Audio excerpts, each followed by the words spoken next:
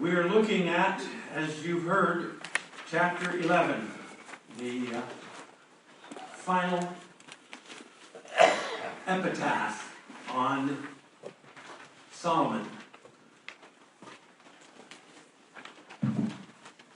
As we were concluding last week, we looked at Deuteronomy 17, 15 through 19, which is the guidance that the Lord gives in Deuteronomy for what to do about a king.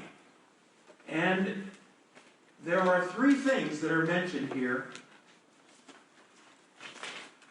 Do not acquire many horses for himself, or cause the people to return to Egypt in order to acquire many horses, since the Lord has said, you shall never return that way again. He shall not acquire many wives for himself, lest his heart turn away. Nor shall he acquire for himself excessive silver and gold. And we were looking at chapter 10, verse 26. Solomon accumulated chariots and horses. He had 1,400 chariots and 12,000 horses, which he kept in the chariot cities, and also with him in Jerusalem. The king made silver as common in Jerusalem as stones, and cedar as plentiful as sycamore figs on the foothills. Solomon's horses were imported from Egypt and from Sicilia. The royal merchants purchased them from Sicilia at the current price. They imported a chariot from Egypt for 600 shekels of silver, and a horse for 150. They also exported them to all the kings of the Hittites and of the Arameans. King Solomon, however, loved many foreign women, beside Pharaoh's daughter, Moabites, Ammonites, Edomites, Sidonians, and Hittites. They were from nations about which the Lord had told the Israelites, you must not intermarry with them, because they will surely turn your hearts after their gods. Nevertheless, Solomon clung to them in love. He had 700 wives of royal birth and 300 concubines, and his wives led him astray. So, what has gone wrong? Look, please, at the final paragraph of this section from Deuteronomy. When he sits on the throne of his kingdom, he shall write for himself in a book a copy of this law approved by the Levitical priests, and it shall be with him, and he shall read in it all the days of his life, that he may learn to fear the Lord his God by keeping all the words of this law and these statutes and doing them. What do you think has happened? He didn't do it. And I think we can see this as we go on in Kings. We'll see that most of the kings did not do this. The very simple truth for you and me is we've got to be in the Word. We've got to have the Word continually, as we sung, continuously energizing and training our consciences. It's obvious to me that Solomon simply didn't know this. I can't imagine that if he had known it, he wouldn't have at least guarded himself a little bit. But it's evident that he didn't guard himself at all. Whatever came to hand, he did it. We talked again last week about wealth, and how wealth can be, as far as the Bible is concerned, a blessing or a curse. And I think clearly, in Solomon's case, it had become a curse. So, we're reminded then in verse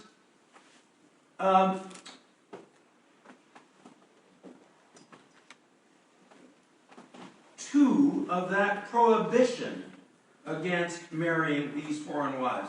You must not intermarry with them.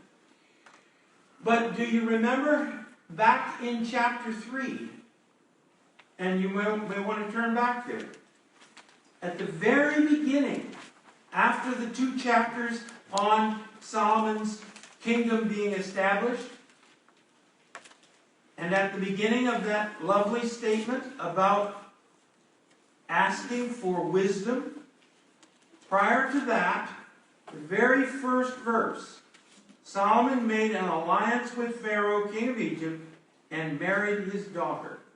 He brought her to the city of David until he finished building his palace and the temple of the Lord. Why do you suppose the editor or author or compiler of the book mentions the prohibition here in chapter 11, but didn't mention it back there in chapter 3?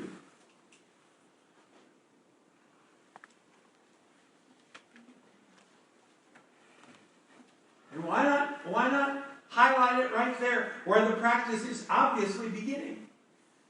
At the very beginning of his reign, he breaks the law of God by marrying a foreign woman. Why does the editor wait till now to remind us of that and didn't tell us back there, chapter 3? Things were going well then. Things were going well. Okay? Yes. Well, verse 3 says he loved the Lord at that point. Mm-hmm. He loved the Lord. And? Okay? Maybe he thought he'd stop with one. Yes? Yes? It was already a done deal.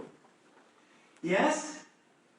But why doesn't the author remind us that this was not the right thing to do?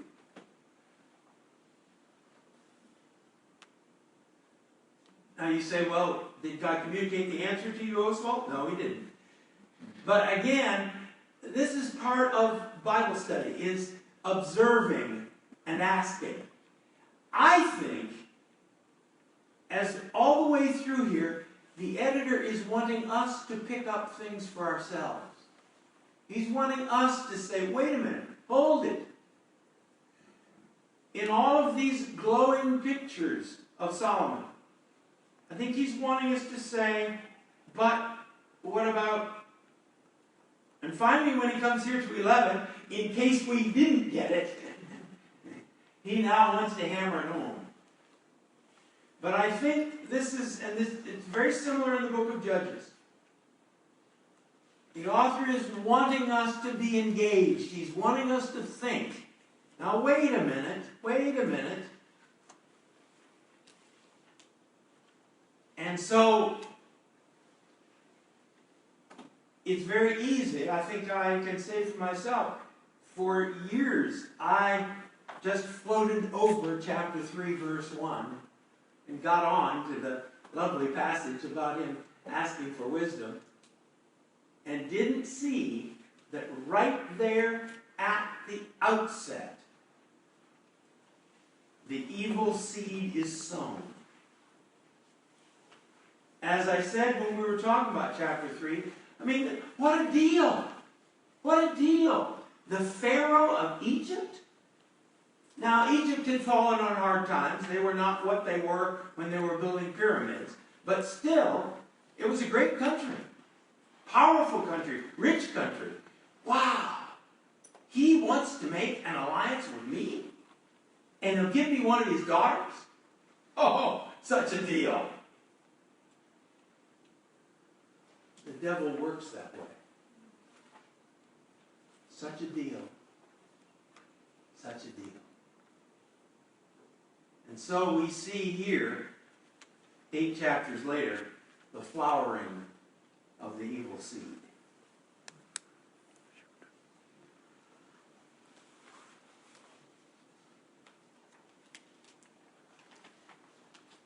Now, many hundreds of years later, after the exile and the return from exile, Ezra and Nehemiah both are horrified to discover that 100 years after the return, the Israelite people, including the priests and the leaders, are intermarrying with foreign women.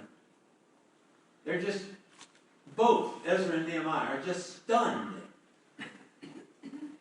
And they require the people to put away their Gentile wives and children. This is regularly attacked as a prime example of religious bigotry. Being so unkind as to break up these marriages. Well, I want us to think about that.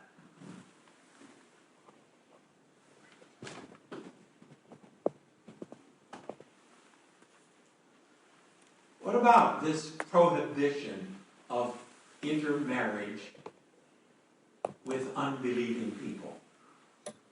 Is that religious bigotry? Or not? What do you think? Well, in some sense, it was, they were looking out for national survival, which had to be based on obedience to God. Yes. So they weren't being bigoted, they were being proactive for the sake of the nation that God had set up to reveal himself. They were being proactive for the sake of the nation, as God had set himself up to reveal to them. Yes. What's the problem with marrying unbelievers?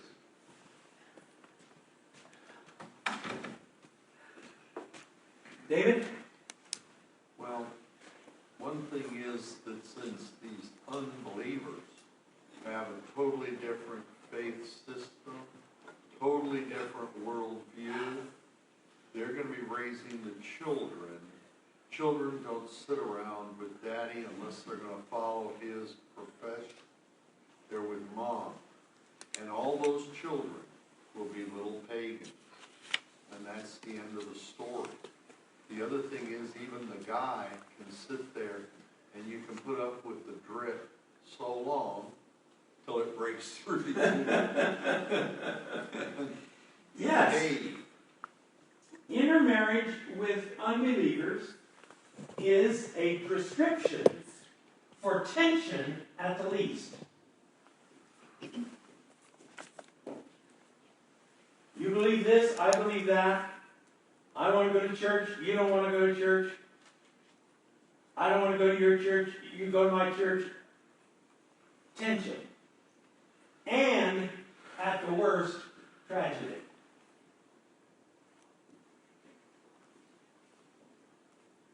You're becoming one flesh with those who disdain the God you worship. Becoming one flesh with those who disdain the God you worship. Yes, yes. Interestingly, Paul describes it as being unequally yoked. A horse and an ox together, and it's not going to work. It's not going to work. So that this, right from the outset, God says, you have to become one flesh, and becoming one flesh means becoming one mind. And if you're double-minded as a couple, you're probably going to be double-minded as individuals in the couple.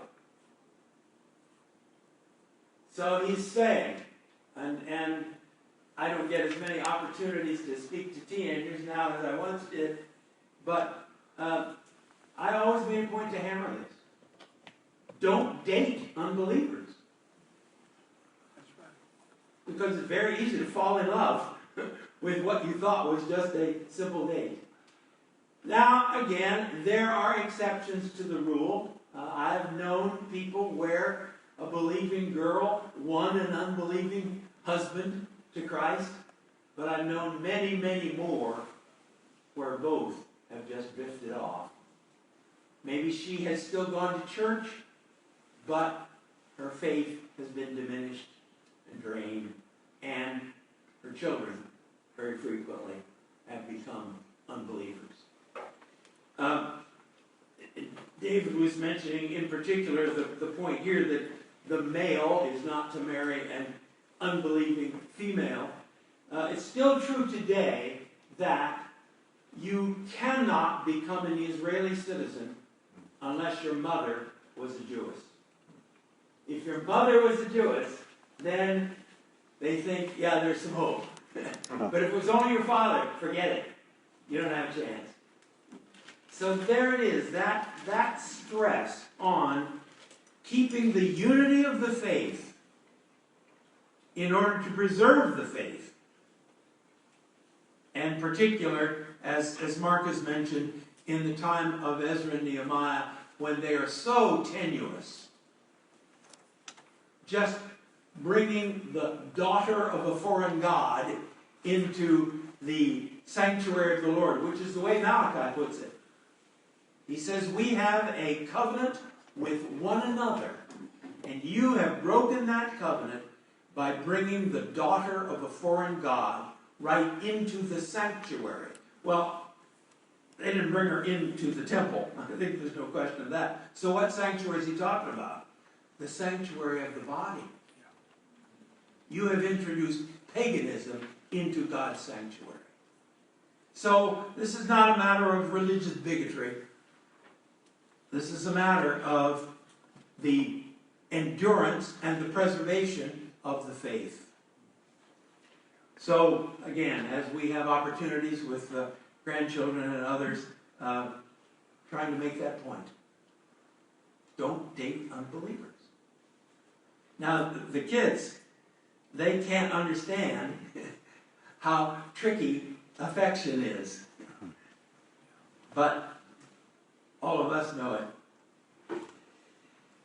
Okay, so in verse 4, Solomon's heart is described, back in chapter 11 now for sure. Solomon's heart is described as being no longer whole.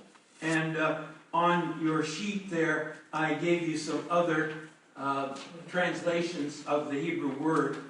King James, perfect. ESV, wholly true. NASB, wholly devoted. NIV, fully devoted. NLT, completely faithful. All of them struggling to get this concept of something that is whole, that is complete in and of itself. So, what does that mean? What are we talking about when we speak about someone having a heart that is wholly God's? What does that look like in life today?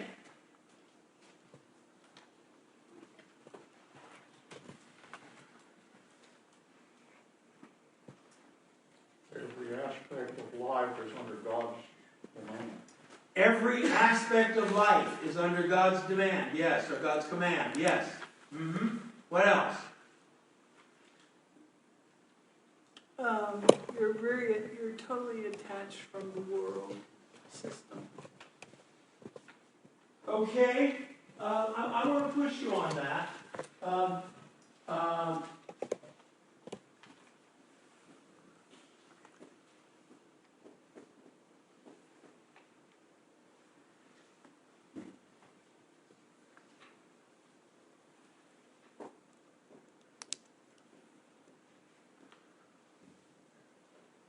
How can I be totally detached from the world? By not allowing anything of the world to define who you are. Okay, I think I need to have you define world for me. The system that's in place, that's not of God. Okay. The darkness, what do they call it? This kingdom of darkness or the kingdom of this world. Okay. In the Greek, it's stoicheia, which So means, you're not talking about living in a monastery. no. Okay. So the attitudes and the mindsets. Let's talk about that a little bit. What are the attitudes of the worldly system? Power gives you significance. Okay. Others of you, feel free to chime in here. Politically correct. Politically correct, okay?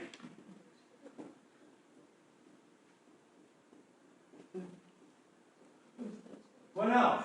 Satisfy self. All right. Satisfy yourself at all costs.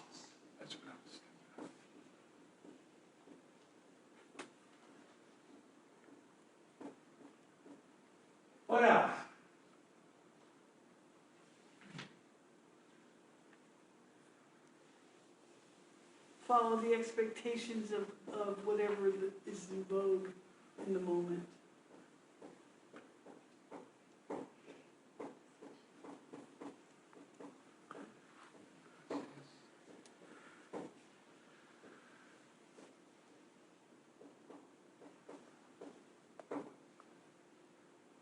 Possession of things is everything. What else is there to live for except more stuff? And this is all there is. That's right. Stuff is all there is. Everything is subjective. Stuff is their And security. is the measure of all things.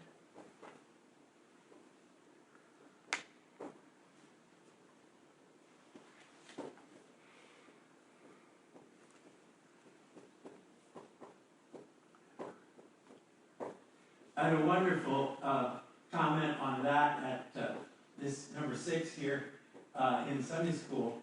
I was opening up my computer and put in one wrong letter in the password, and it wouldn't open.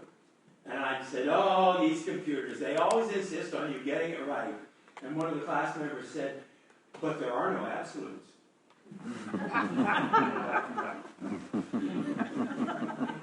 Yes, there are. Ask the computer. Some kind of sexual license or sexual freedom. All right, all right.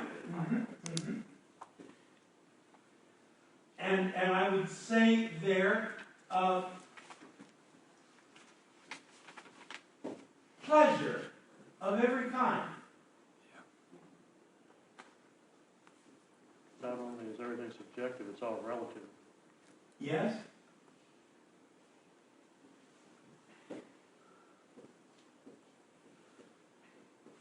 Okay, so we're defining what a heart that is whole does not look like. It is detached from this worldly system. Let's go back to the positive again. What does it mean to have a heart that is wholly God's? David? I'm not going to get this right. That's not the way to begin. But, yeah, because there's a phrase, and it is something to the effect, that's what I've been thinking about this whole time, that there's that love has the power of an exclusionary commitment. Yes. In other words, once you have it, it is so complete, so filling, that there's no room for any of the others to come in. Yes. Yes. The expulsive power of a new affection. That's Thomas Campbell, a British Puritan pastor, about 3 centuries ago. It simply empties out everything else. It is all-consuming, and therefore affects everything else in our lives. So that this kind of commitment to Him excludes all the other kinds of things that would come in. It's a wonderful picture. How do you get the air out of a glass? Well, you turn it upside down and shake it. Good luck with that. No, you fill it with water. So how do I get the evil desires out of my life? I fill my life with Christ. And no room is left. This is what we're talking about. Nothing is a rival to Him in our lives. Things of this earth grow strangely dim in the light of His glory and grace. Things of earth grow strangely dim in the light of His glory and grace. And as we all know, that has to be constantly nourished. Here again is the importance of being in the Word and in prayer every day. Nourishing this commitment, but more than that, this surrender to Him on every turn. And so, as Solomon grew old, his wives turned his heart after other gods. Now again, the ancients put faces on these various forces and called them gods. But pleasure, we've taken the face off it. But Aphrodite, or Ishtar, or whatever name the ancients gave her, she's still the goddess of pleasure. And millions of Americans bow down at her altar. The god of wealth. The god of comfort. And this is where Solomon came to his end. We saw very early on, a first or second session, I think, that David in 1 Chronicles prays that Solomon's heart would be perfect toward the Lord. In his prayer, Solomon, it's chapter 8, the dedication of the temple, Solomon prays that the hearts of the people will be perfect toward the Lord. And so the judgment here is the more terrible. And every one of us who has been a preacher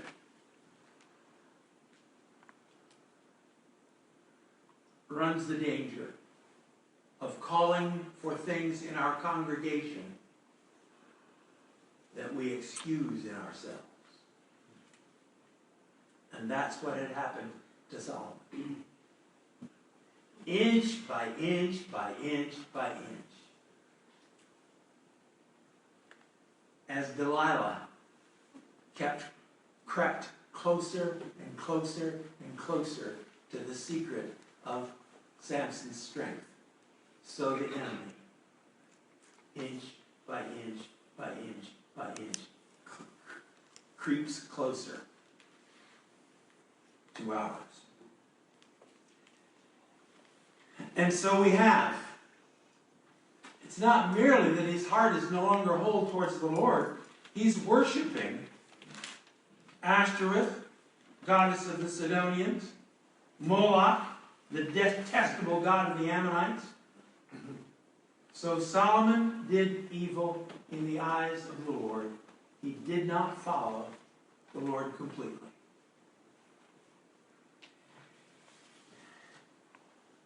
Now, it says there that he did not follow the Lord completely. The Hebrew is interesting. It says he did not fill after the Lord. He was not fully behind God. His attention was wandering here, there, elsewhere. And again, our hymn for this evening. Oh God, give us that principle within of watchful, godly fear. A sensibility to sin, a pain to feel it near. Help me, the first approach to feel of pride or wrong desire. Quench that kindling fire. That's what this chapter or these verses say to me again and again. And you follow it out there. The Lord became angry with Solomon because his heart had turned away from the Lord, the God of Israel, who had appeared to him twice. What were the two times? We talked about the first one a few moments ago. At Gibeon when he asked. At Gibeon when he asked for wisdom. And the significance is we don't know exactly what Solomon saw, but the verb is appeared. What was the second time? Pardon? Jerusalem in the house in chapter 9. In chapter 9. Good. I don't have to take up truck driving after all. All right. Yes, after the temple had been dedicated, the Lord appeared to him. Now, why do you think the point is made here? The Lord, the God of Israel, who had appeared to him twice. Why do you think that point is made? Third time charm. Pardon? Third time. Third time the charm. Okay. Many people. The Lord does not appear to many people. Yes. Yes. This was not simply, well, the Levites had given him instruction. It is, he had had two remarkable experiences of the presence and the reality of God. And yet, and again, this says to me, there are no experiences that will guarantee you against falling unless indeed you are paying attention. Do you think that maybe that shows why we really need each other as well? Absolutely. Absolutely. One of my very favorite passages in the Scripture is in the 3rd chapter of Malachi, where you've just had the statement of the cynics. Well, God obviously loves the crooks because they're rich and they're comfortable. So what's the point of us going around in mourning for God all the time? And the next verse is, then those who feared the Lord spoke to one another. And God heard and caused their names to be written in a book of remembrance. I love that. Here I am, saying, oh man, I don't understand. I don't understand evil in the world. I don't understand why crooked people get rich and good people suffer. Man, I just wonder.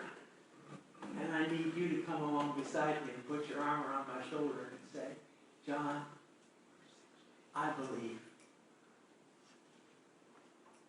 Here are the great things God has done in my life. And John, I know that he's done some good things in your life too. Let's go on together, huh? And God says, Gabriel, write their names down, quick. Yes. Yes, so absolutely right. Absolutely right. We need one another. We need the Word, we need prayer, we need Christian fellowship that encourages us along the way. Yes, yes. So, in those two appearances, what had God done? Again, we talked a bit about this last week. The first one tends to be a little more positive, the second one not quite so positive. But in both of them, what did God do? He challenged Solomon to walk with integrity and to follow his ways. He challenged Solomon to walk with integrity and in his ways. There was a warning in each of them. A blessing. In the first one, God says, I'm so pleased with you. You didn't ask for wealth. You didn't ask for power over your enemies. You asked for wisdom, and I'm going to do that for you, and I'm going to give the others as a benefit. In the second one, he says, I will bless this house. I will make this a place of my name. Unless you turn away. And if you and your people turn away, I will reject this house and turn it into a dump. There's nothing sacred in and of itself in this place. The only sacredness is me. And if I'm here, it's a holy place. But if I leave, forget it. Again, I look at churches that have been turned into antique shops, and my heart sinks. But I'm reminded, if God's not there, it's just a building. It's just a building.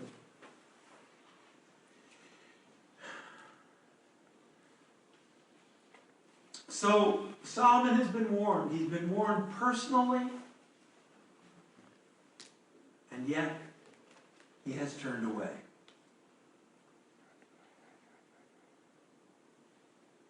Now we're told that Yahweh is going to leave one tribe for the house of David. He says, I'm going to tear the kingdom out of your hands.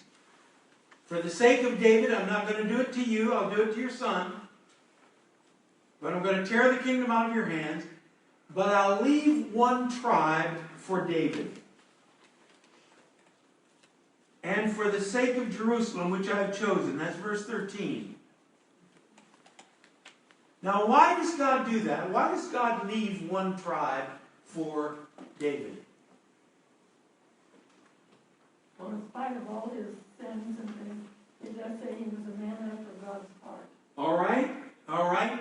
That point, it is said that he was a man after God's own heart. In spite of Bathsheba and Uriah, that one terrible incident, his way of life was, I want God, and I want God's way, and I want God's will. That was the pattern of his life. And it's interesting to me when you contrast David with Solomon. With Solomon, you have this slow progression toward a final apostasy. With David, you have this isolated, terrible incident, but it's an incident that is an exception to the settled pattern of his life. So, yes, there's a sense in which God says, I want to keep the memory of David alive. And right through the book of Kings, kings will be judged on, did they walk in the way that David walked?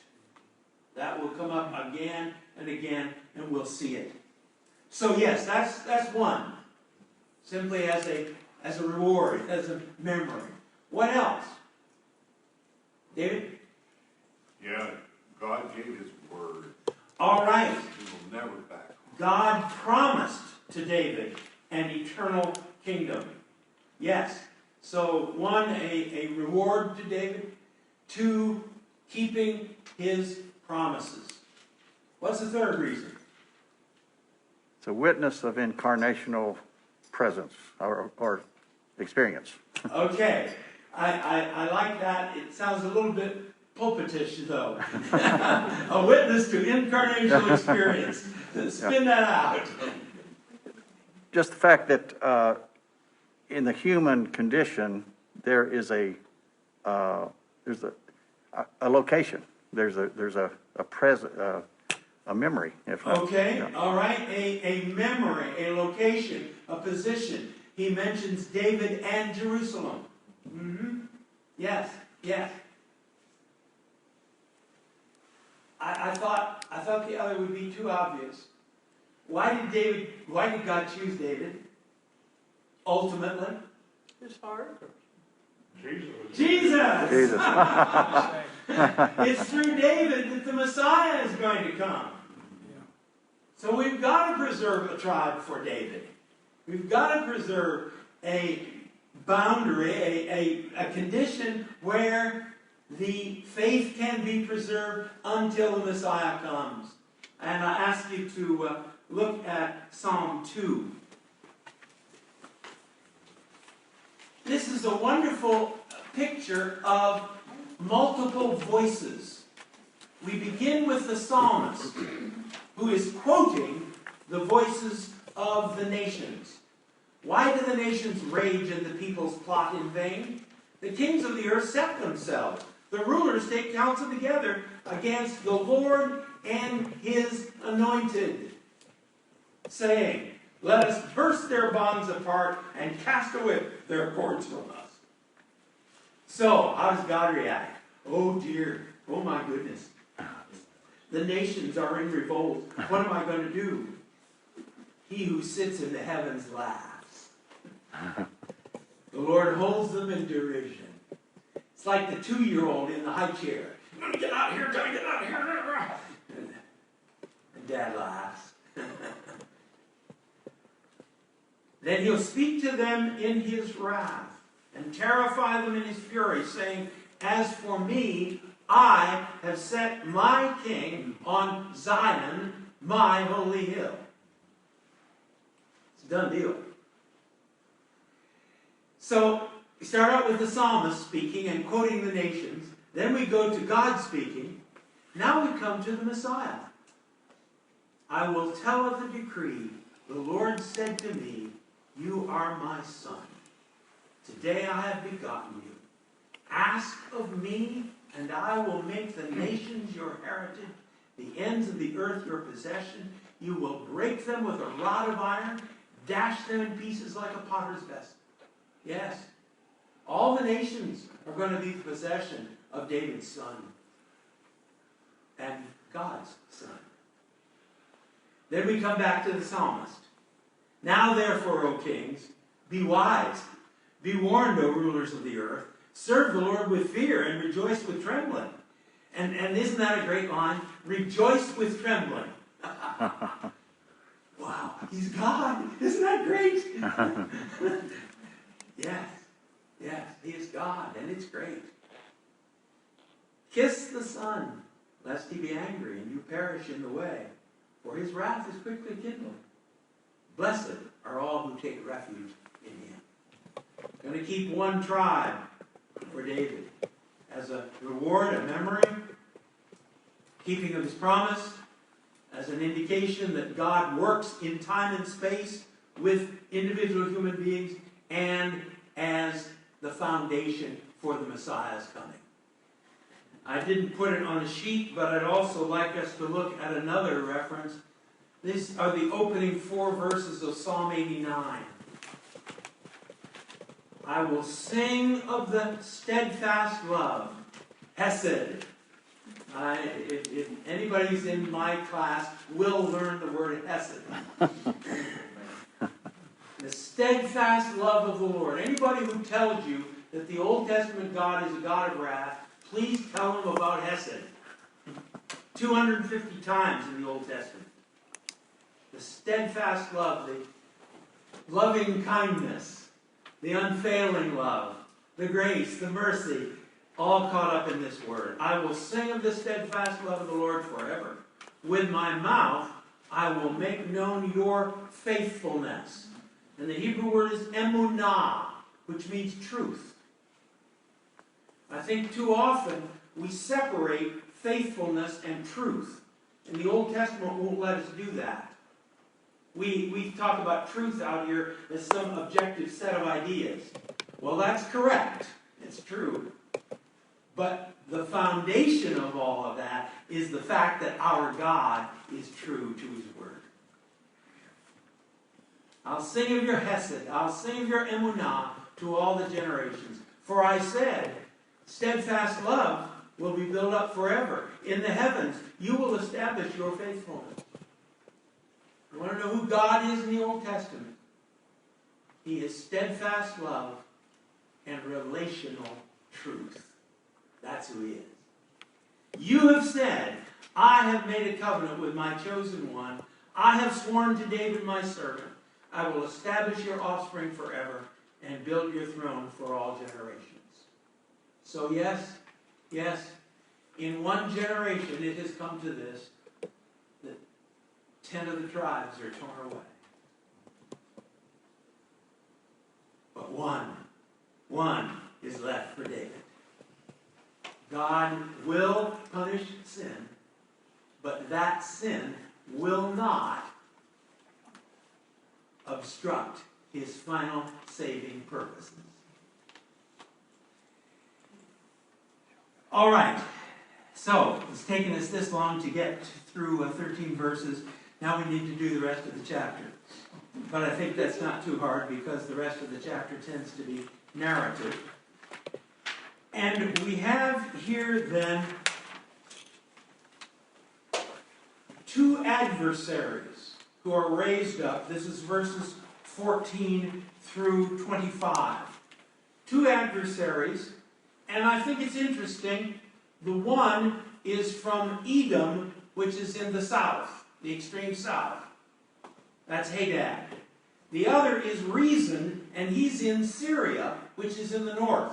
So there's a sense in which we're getting this picture, even in his days of peace, there were enemies at work in the north and the south of the country. The worms were there. And unless they were kept away by spiritual faithfulness, they were waiting. Pac-Man. Some of you are old enough to know about Pac-Man. So there they are. Now, the question that I raised is, it's very interesting, both in verse 14, the Lord raised up against Solomon an adversary, Hadad the Edomite. And then again, in verse 23, and God raised up against Solomon another adversary, Rezin the son of Eliada. But then in both cases, it goes on to tell how these guys fled because of what David had done. In Edom, they tried to kill every Edomite male.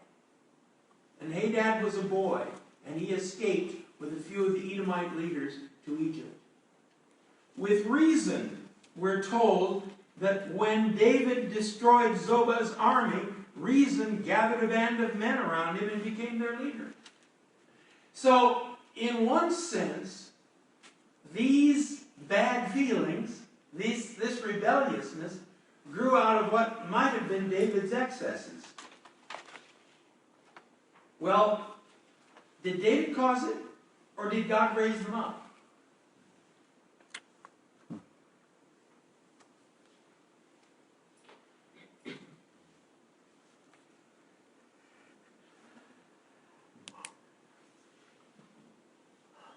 I think the answer is yes. I think it's rather similar to Joseph.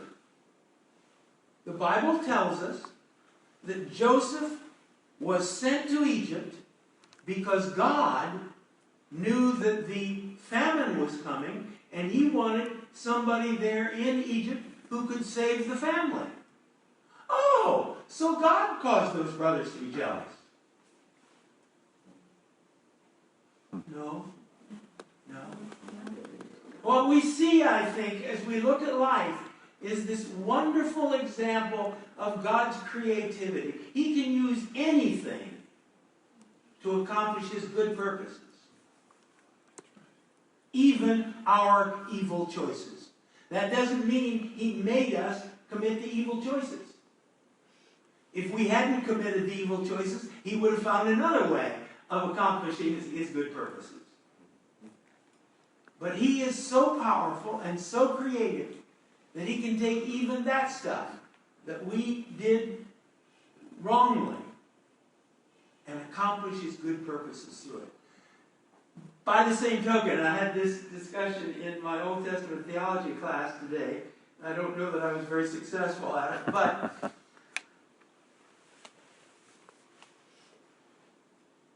it was God who in the end did it.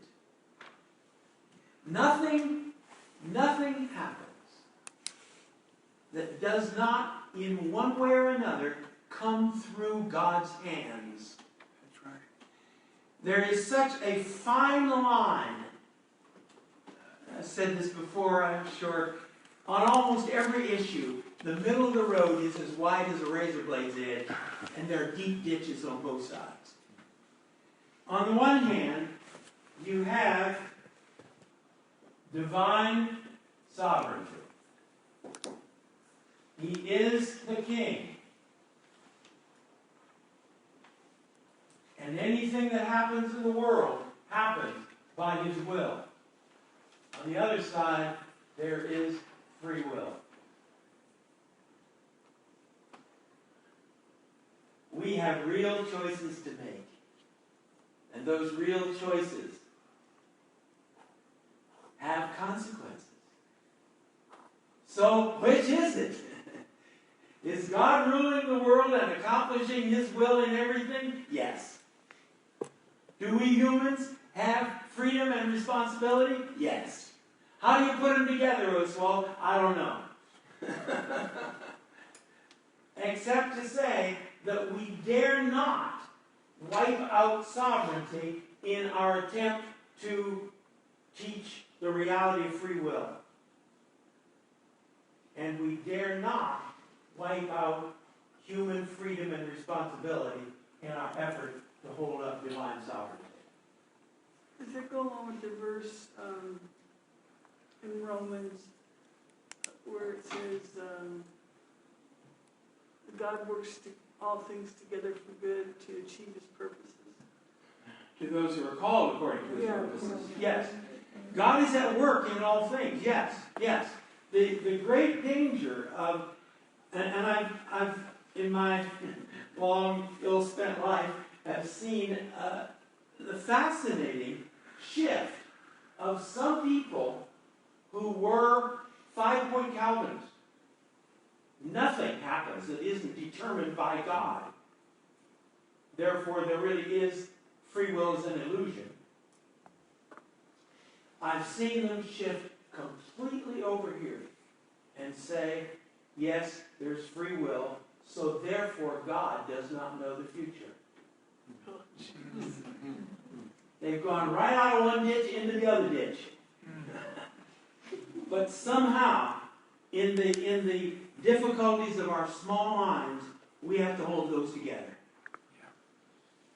And the way I do it, the way I say it is, nothing happens that does not come through God's hands. Right.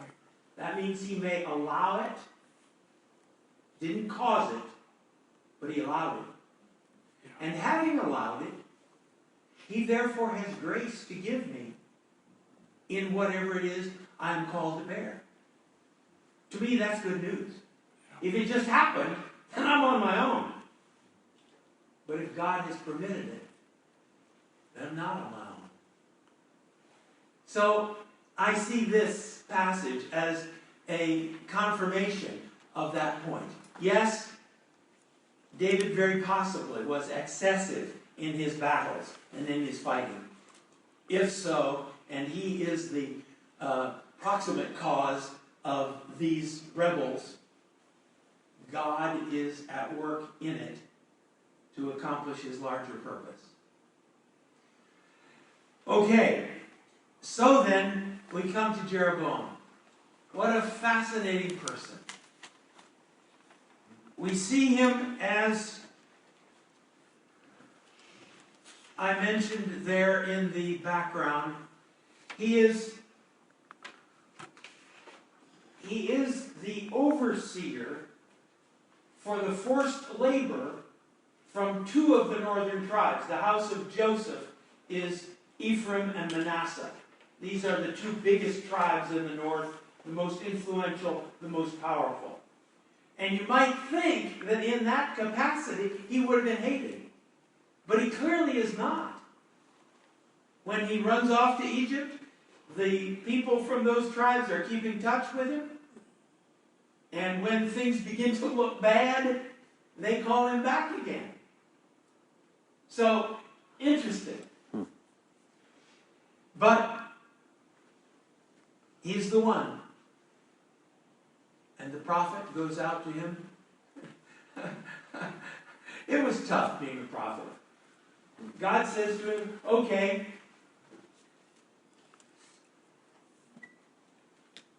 Ahijah, I want you to go buy a new suit. Go downtown to Howard Miller and get yourself the best suit you can find. Oh, good. Now go out and see Jeroboam. Catch him on the road as he's going out of town. Okay? And then tell him, now, Jeroboam, take this $500 suit and tear it up into 12 pieces. God!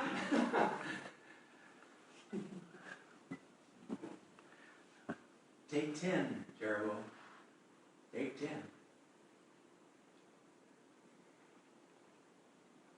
The 12 are Judah, and Levi is just out of the picture in terms of territory and that sort of thing. So Judah is the one tribe that's left that has territory. And then there are 10 other tribes that have territory. And then Levi is scattered through them all. So, yes. The question, Benjamin. Yes. Were they like part of the territory of Judah? Or? And the answer is yes. Remember that Benjamin has a really relatively small. Here is Ephraim here, more or less, and Manasseh there, and then Manasseh also went across the river over here. And, Ephraim went all the way to the river. Benjamin was this strip here. Dan was supposed to be out there, but they could never take it, and ended up going up to the north and committing treachery. So Benjamin is here, and Jerusalem actually is in the territory of Benjamin. So, at the outset, Benjamin was part of Israel, part of the northern tribes, but very quickly, the Judeans basically extended their territory up there and took in most of Benjamin. So, but in the beginning it was just Judah, but eventually it becomes Judah and most of Benjamin. Good. So,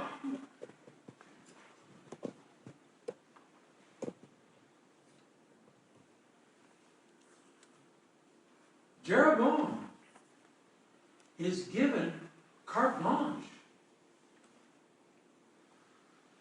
He says, the prophet says, for God. This is verse 38, the end of it. I will be with you. I will build you a dynasty as enduring as the one I built for David, and will give Israel to you, my land. An enduring dynasty. David's dynasty lasted 350 years. Jeroboam could have had the same thing. That's what it looks like. But, he says, there are some requirements. Requirements which, if you look at, this is in verse 38, if you look at verse 33, they are precisely duplicated negatively in Solomon. Number one, if you'll do what I command. Solomon, he forsook me. Same word that's used for divorce. He abandoned me and prostrated himself. Now, again, I'm sure I've talked about this, but I always laugh when in a contemporary service, the band leader says, now please stand up and assume a position of worship. Write this down. Every time you read worship in the Old Testament, it is prostrated. That's what I was going to say. You want to assume a position of worship? Flat on your faces, everybody. That's right. It's a little tough to sing when you're flat on your face, though. He forsook me, and he prostrated himself to Ashtaroth and Milcom and Chemosh. Walk in obedience to my commands. We've talked about this before, and as long as I'm around, we'll continue to talk about it. Life with God is a walk. I've said sin grows inch by inch. devotion grows step by step. Walking with him, holding his hand more and more tightly, more attuned to every speeding up or slowing down. Walk in obedience to my commands. He did not walk in obedience. Do what is right in my eyes. I like that expression. I know why I like Hebrew. It's because it is so concrete. You could say, do what's right to me. But it's do what's right as I look at life. As I look at you. Do what's right. He did not do right in my eyes. Obey my decrees and commands. He did not keep. And I'm fascinated at the difference in wording there. Obey and keep. And in fact, they are synonymous. But to obey is to pay attention to, and to guard, and to watch over. So I want to know what God wants. And I want to be very careful to do it. To guard it. To keep it. Because what he wants is good. So God says to Jeroboam, if you do what Solomon didn't do, if you do what I command, if you walk in obedience to my commands as David did, is what the full sentence says. If you do what's right in my eyes, if you obey my decrees and commands, you've got this kingdom forever. Wow.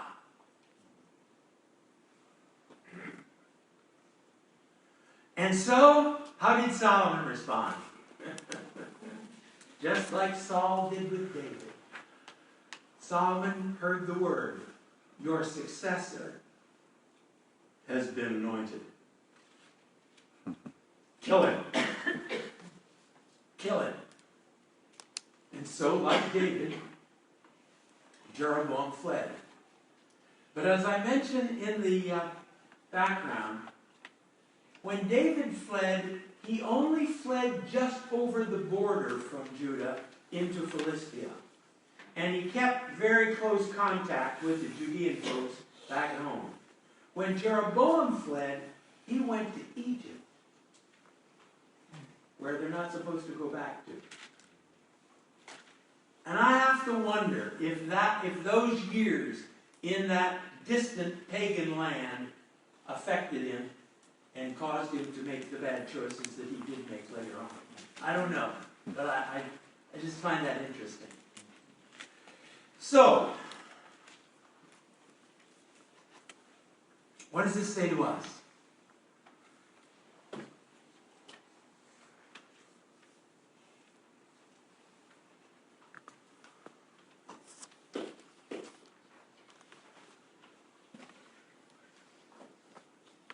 And obey. Trust and obey. Mm-hmm. Love me. Love me. No Love commands God. and keep. Mm-hmm. Love God.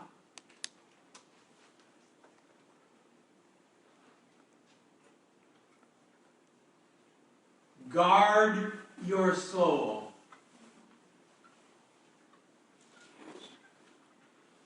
Help me, the first approach to feel of pride or wrong desire.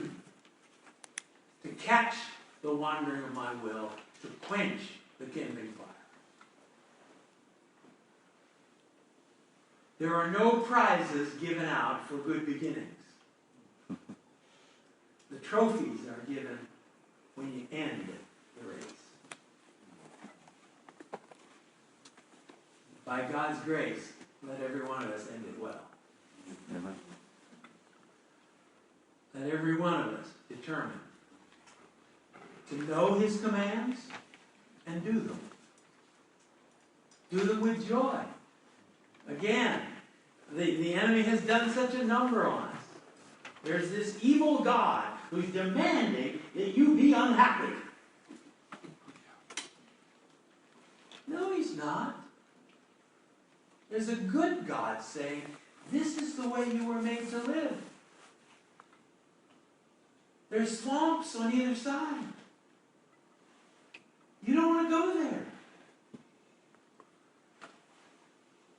Walk with me. Hold my hand. And I'll keep you out of the swamps.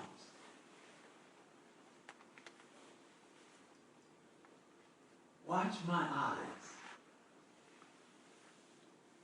And do what's right in my eyes.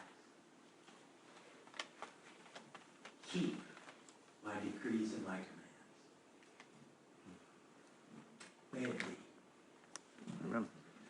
Thank you, Heavenly Father, for this difficult picture. We grieve what might have been, how Israel might have been used to touch the world. But Solomon was deceived.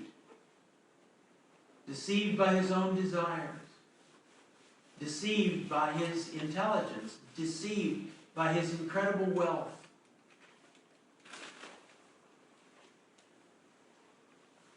Help us, Lord.